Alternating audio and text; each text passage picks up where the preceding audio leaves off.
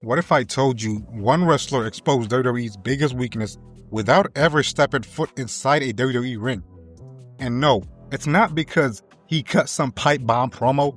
It's not because he took shots on social media. And it's not because AEW beat WWE in ratings. No. The wrestler who exposed WWE's biggest problem is Darby Allin. Because while WWE's champions are disappearing for months at a time and getting protected like they're made of glass, Darby Allin was out there defending championships, putting his body on the line, and making every title defense feel important. And when you compare that to what's happening in WWE right now, the difference becomes impossible to ignore. Because WWE has a major problem. Their championships don't feel important anymore. Their younger talent keeps getting pushed aside, and the company that was once known for storytelling is now relying more on star power than actual stories. Let's talk about it, man. One of the biggest problems with modern WWE is something fans barely even talk about anymore. Title defenses. Think about it. When was the last time you felt like a WWE championship was constantly being fought over? When was the last time a champion felt like they were carrying the company every week? Back in the day, champions defended their titles constantly. Every defense felt important. Every challenger felt like a threat. Every week, there was a reason to tune in. Today, champions disappear, they wrestle once every few months, and WWE acts like simply holding a championship automatically makes someone special. That's not how championships gain prestige. Prestige comes from defenses. Prestige comes from struggle. Prestige comes from making fans believe the champion might actually lose. And that's where Darby Allin comes into the conversation. Because Darby understands something WWE has forgotten. A championship isn't a prop. It's a responsibility. Every time Darby puts a title on the line, he's telling fans that championship matters. That challenger matters. That match matters. Meanwhile, in WWE, the title reigns often feel more like photo opportunities than actual championship reigns. And fans are starting to notice. But title defenses aren't even WWE's biggest problem. The real issue is who WWE chooses to push. And that's where things get really frustrating. Let's talk about Jey Uso. Now, before people start screaming in the comments, this isn't a personal attack on Jey. Jey is talented, he's charismatic, he connects with crowds. Nobody can deny that. But here's the question. How many opportunities does one person get before WWE starts creating new stars?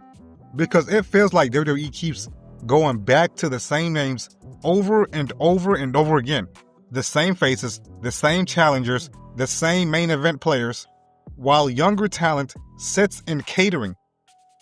While development prospects wait for opportunities, while future stars struggle to get television time, WWE keeps telling fans they're building for the future. But are they really? Because when you look at the booking, it often feels like WWE is more interested in protecting established names than creating new ones. And that's dangerous, because eventually those established names get older. Eventually they retire. Eventually they leave. And if you haven't built replacement, you're left scrambling. That's a mistake wrestling companies have made for decades. And right now, AEW appears to understand that lesson better than WWE. Look at AEW's roster. Look at who they're building around. You see younger stars getting opportunities. You see rising talent trusted. You see wrestlers developing in front of the audience. Not everyone succeeds immediately. Not everyone becomes a megastar overnight, but AEW is willing to try. That's the key difference. They're willing to take chances, because creating stars requires risks. You can't create future main eventers if you're constantly pushing yesterday's stars. You have to let new talent fail. You have to let them learn. You have to let them grow. And that's exactly what fans are watching happen. Darby Allin became a star because AEW committed to him. Not because he was protected, not because he was handed everything, because he earned it. Because fans watched the journey, and fans became invested when they watched someone climb the mountain. WWE used to understand that. Now it feels like they're afraid to let new people take the spotlight. But here's where the conversation gets really controversial. Because the biggest thing AEW is beating WWE at right now isn't wrestling, it's storytelling.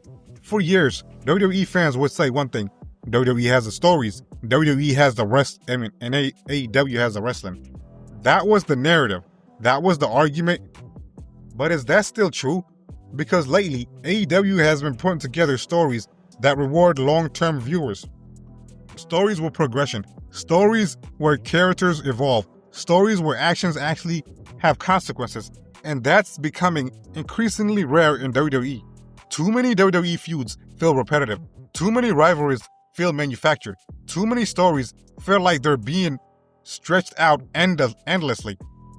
Instead of progressing, instead of evolving, instead of reaching satisfying conclusions, the audience gets rematches, then more rematches, then even more rematches, and eventually fans stop caring because repetition isn't storytelling. Progression is storytelling. Character growth is storytelling. Consequences are storytelling. And that's why so many wrestling fans are beginning to gravitate towards AEW's approach. Not because every story is perfect, but because the stories actually move forward. The scary part for WWE isn't losing one fan. The scary part isn't criticism online. The scary part is perception. Because once fans start believing another company is better at something WWE used to dominate, that's when momentum starts shifting. WWE built its empire on larger-than-life stars, compelling stories, must-see championship matches. But if championships aren't defended regularly, if younger stars aren't being built, and if stories aren't connecting, then what exactly makes WWE special? That's the question more fans are starting to ask, and WWE needs an answer. And they need it fast, because wrestling history is filled with companies that assumed they were untouchable, and every single one eventually learned they weren't. So no, Darby Allin didn't expose WWE by cutting a promo. He didn't expose WWE through social media. He exposed WWE simply by doing what champions are supposed to do: defending titles, making championships matter, showing up consistently, and reminding fans what championship wrestling is supposed to look like. Whether you're an AEW fan or a WWE fan, that's something worth paying attention to, because competition makes wrestling better. And right now, AEW is forcing WWE fans to ask some uncomfortable questions. Are championships still important? Are new stars really being created? And has WWE become too comfortable relying on the same formula? Let me know what you guys think in the comments. Did Darby Allin expose WWE's biggest weakness, or am I completely wrong here? If you enjoyed this video, hit the like button, subscribe. I really appreciate you guys watching, and I'll catch you guys on the next one. Peace.